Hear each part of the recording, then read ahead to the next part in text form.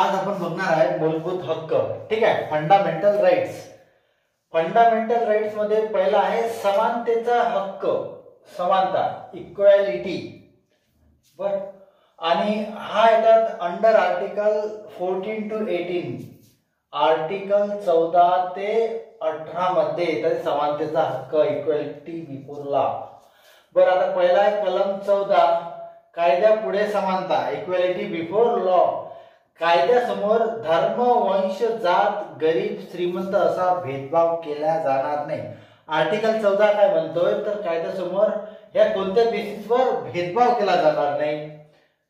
नंतर पण आता याला एक अपवाद आहे की आर्टिकल 361 नुसार राष्ट्रपती आणि राज्यपाल यांना पदावर असताना अटक केल्या जाणार नाही. ही गोष्ट त्याला अपवाद आहे. नंतर आहे कलम 15, ज्यामध्ये म्हटले गेलेलं आहे की धर्म, वंश, जात, लिंग यावरून भेदभाव करण्यास प्रतिबंध आहे. Prohibition on the basis of religion, sex, caste, race and gender. ठीक आहे, तर त्या गोष्टीवर प्रतिबंध आहे. अपवाद, याला अपवाद 2 आहेत. पहिला आहे की महिला व बालकल्याणासाठी म्हणजे बालकांच्या समृद्धीसाठी राज्य संस्था शैक्षणिक आरक्षण देऊ शकते अंडर आर्टिकल 15 सब पार्ट 3. त्यानुसार आपण महिला व बाल कल्याणासाठी आरक्षण दिले जाते. दुसरा आहे की SC आणि ST यांना कलम 15(4) नुसार यांना हे अपवाद आहे की यांनाही आरक्षण दिले जाते.